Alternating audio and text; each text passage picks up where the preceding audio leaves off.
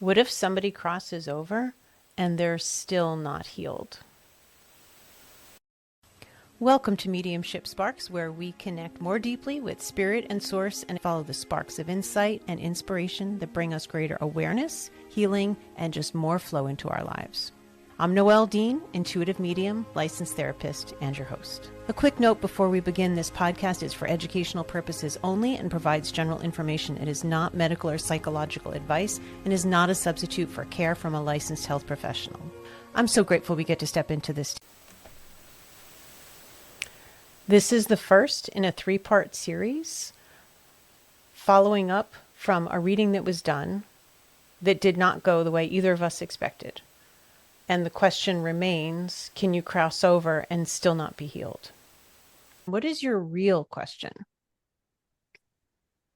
The one question was, were you talking about my reading on the podcast with Carol?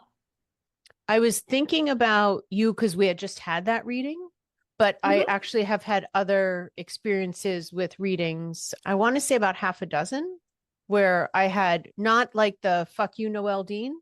That was from your mom. I knew it. I just got confirmation chills. I just knew. And I didn't want to sorry. say it. No, it's all, look, it's all good. I'm grateful she didn't really hang around much after, because that would have been more of a problem for me. I'm not taking it personally, and she can express whatever she wants. Part of having good boundaries and discernment is not keeping those things. But I have interacted with other mothers that were just still, I'll just say, disturbed. Now, other people might not say that. I don't know if I am a bit more of like an opening to that because I'm a therapist or something about me or my You own don't know family. this, but I'm a therapist also. I'm an LCSW. Oh, I probably knew that, but yeah. Not that So it mattered, but but if you did this kind of work, you might also attract that kind of stuff because you can sift through it differently than somebody who's not trained. Even my own sister, when she first passed, I could feel this sort of devious energy was still there for a while because she left hating on me. And then, yeah, I think we talked a little bit about that. It's hard to no, remember I exactly. know. It's coming back a little bit But now that she I think we came might have to talked the about that. reading as well. She was there when you were doing my reading, your sister, I think, to help with Carol, my mother. I have a couple questions. So does your Sure. sister normally pop in readings? Okay. You're right. I do remember that too. And no, it might have happened with one other reading since she passed, and that was like a year and a half ago, but it might not have. And I'm just asking because it was a very different experience. It was very real. Not that I should say otherwise, but it felt real. It felt very much like Carol's personality. I think I might have shared with you at the time about people coming in with a supervisor. Okay. Right? Not But that was I my noticed. So do you think your sister was supervising her, or do you think my aunt maybe was supervising her without it looking like a supervisor? I don't know your world to know how to ask that.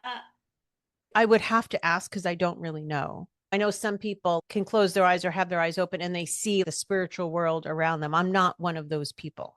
When somebody makes their presence known to me, I'll get a visual sense of them. Sometimes I see a face. When it's somebody who was alive, I see a face, or I'll just see a little side profile. When it's energetic being like a guide, often I won't see that much description. I think I've seen a guide's face once, and that was like a month ago. Mediumship grows over time. So things get clearer and more coming to life kind of thing as I continue to practice. So I would have needed to stay aware enough to ask in that moment. I could ask now, but I'm also not in a space where I really want to connect with your mom. But I Right. could ask my sister. I feel safe asking her. So let me just see if she's here. Oh, really? Aw. She's saying she's here to protect me. And she's commenting about your mom. Sorry. But she's saying about your mom that she was evil witchy.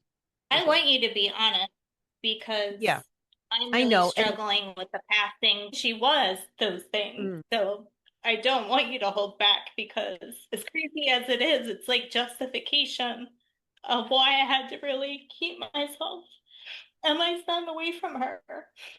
And look, I'm with you on getting, and I'm getting some confirmation chills, like validation for how somebody really was. And sometimes it might only be in your gut or your discernment that you feel their true nature and not on their behavior or how other people saw them and that kind of thing. So I'm hearing you and I'm listening to you. I felt a little more protective of you when you were here because you didn't need to hear that she said, fuck you to me. I'm trying to remember if she said it while you were still here. And I think she did, but you had enough coming through. And I might have even asked, should I share this part? And you'd gotten dumped on enough about how weird it all went. That sort of like snaky kind of thing came in as one thing. Maybe that was the part that she wanted to present. And then it got really weird. I've got chills. My fingers are freezing.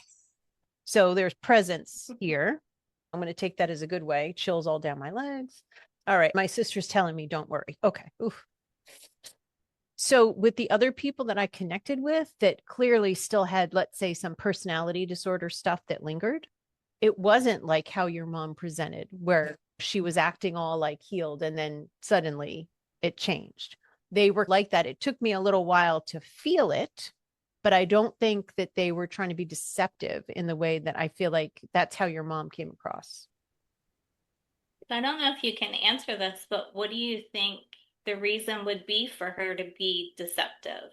Is that for you not to think she was evil, for me to think she's changed? And I don't know that you can answer that. I'm asking my sister right now, why did she present that way? My sister's saying duality. Can you give us a little more explanation? I'm seeing the words good and evil, not just evil, but like bad. And something about whipping things together. I know this is going to sound weird, but let's see how it unfolds. She's given me a visual sense of whipping things together, like making whipped cream. You've got this motion and you're adding things to it to give it a certain presentation. But in some ways, it feels a bit like the word hoax is coming to mind. Because it's like, it's a bunch of fluff. And maybe there's a little bit of an ingredient of hopefulness. I want this fluff to be the truth. Because I don't want to think of myself as, man, am I a shitty person? Am I getting that right? Okay. She's saying, sorry about your mom. There's nothing you could say to me that's going to hurt me more than my mother already has. Like, I hear you. And I know it does only validate your experience and your decisions that you made when she was here. And even now, there is a belief that when people cross, that really they just take love with them. I don't know if other people would have this kind of experience, but I'm clear about the experiences I have that I think are a lot more real in this kind of way that people haven't healed yet. I'm grateful to my sister. I think I might have already expressed this to her before. She's saying not really in great detail, but obviously, so I'm saying this to her, Lisa, you obviously went off and did some healing that you're a lot like, she's using the word clear, that she's clear. And she's showing me this sense of duality that she lived in life where there were people, and this is a common personality disorder thing, is there are people that she idealized and people that were shit on the bottom of her shoe. And the sense she's giving me about your mom is that that wasn't the kind of duality she actually lived in. I think more or less everybody was shit to her. So with my sister, she's looking at it like she almost had a little more balance than your mom would have had. And she's saying about your mom that like nasty, I hate to use the word evil because, but anyway, just meaning like horribleness, evilness, like that seeped in deeper with your mom than it did with my sister. My sister's also saying that she also felt very motivated to stop being unhealed from her life. And part of that is because I'm a medium and I would be communicating with her. And if I'm picking up on this correctly, and I think I am, the one grandmother who always shows up with my sister, even now, if I do a podcast, the two of them show up. They've been doing that for quite some time now.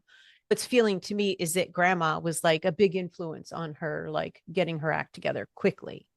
Does your sister know for whose benefit was Carol trying to present in a positive light?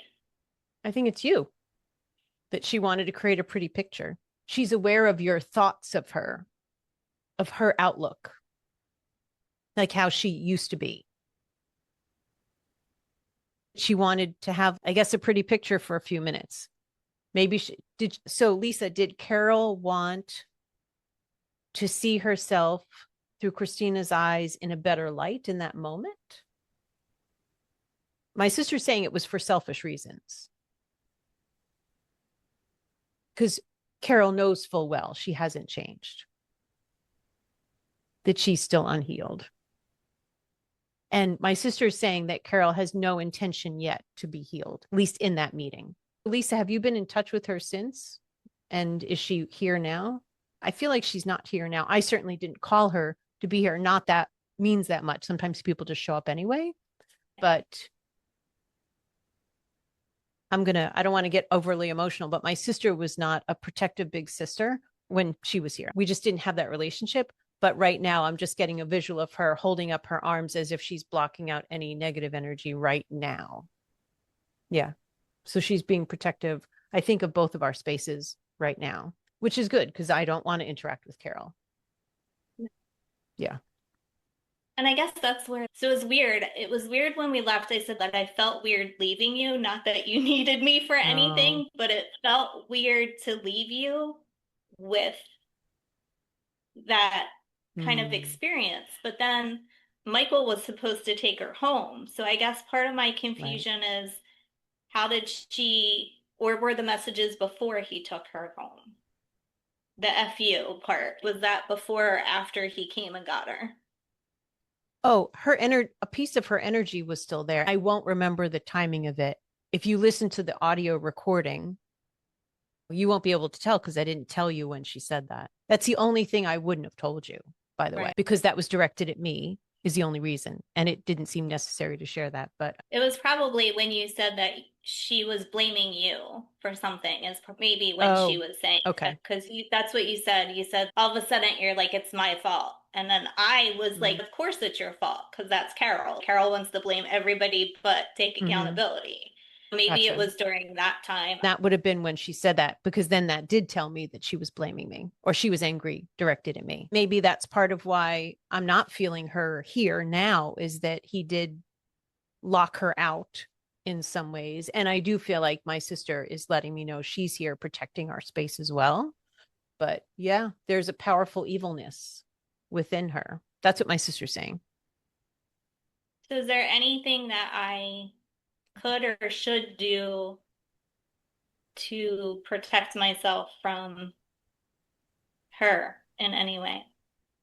I feel like I want to say, do what you believe will protect you, because I really think that's like part of it. But what I saw was like quartz crystals. So do you know what they look like? I have crystals everywhere. Like I'm holding one right now. Perfect. right now. All right. Yeah. But I have some, and I have rose quartz right here. Perfect. But in my bedroom, I can also make sure that I think I have a lot of quartz in different places. Good. I'm seeing some kind of a little bit chunkier, chunkier ones. And I'm seeing them on a few windowsills. I'm seeing one in the front of your house by your front door, one in a bathroom where you shower, and one in your bedroom. Consider one for your kitchen if you've got a window in there, and it just to live on the windowsill. Yeah. Could be selenite, but it looks more distinctly like quartz. Like the selenite? Okay. Oh yeah, love those. Yeah. And that comes in different colors, right? I think there's an orange one. I know you said whatever I believe in. I have crystals, and then I have holy water from the Vatican and from Israel by my bed. I have rosaries from Israel and the Vatican from my bed. I'm not religious. I was like raised Catholic. I don't practice it, but those things are just doesn't hurt. I have something hanging on my bedroom door that someone gave me back in the 90s that I swear has protected me ever since. That's a Catholic token. I have sage. I have it all. If there's anything else that you think I need. Well, I'm just trying to see what comes to me. Me, Noelle, I have no opinion about it. I kept seeing a cross, and a good sized cross laying like on its side somewhere where there's sunlight. I think there's metal and wood, on this cross? Maybe it's metal and mounted on wood. Do you have something like that? You're smiling. I got one from Israel. Oh, I have two because I gave my aunt the one that we connected with also. I have the mm. one I gave her as well. So I have Aw. two. One Did you that just, stands up and right. one lays down. Beautiful. Did you just get confirmation chills? Is that why you're rubbing your Yeah. arms? Sorry, Gotcha. I didn't even, yeah. No, that's good. That's validation that what we're saying is true and accurate. I'm being shown that visual. So I would put those, and for some reason, windowsills are sticking out. And the thing that you've got on your bedroom door, just check in with your own sense of what feels right to maybe put that in the inside of your front door. I got a visual of that, but you have to decide for yourself. And I hear you about not taking your crystals outside because you've got a lot of them.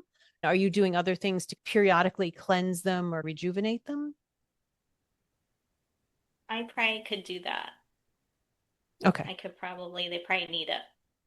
So some people sage, some people just send positive energy Reiki to them. You could use sound therapy thing, probably something off of YouTube or something like that, I have or a Palo sounding Santo. bowl, one of the singing bowls too. I have a That could singing bowl. work. You're really intuitive. Use your intuition to see what feels right. You could also sage or Palo Santo or send love and Reiki, whatever feels right, especially after having that reading, still sitting with you so much. Maybe just for your own, yeah, I took care of all the things I could think to do.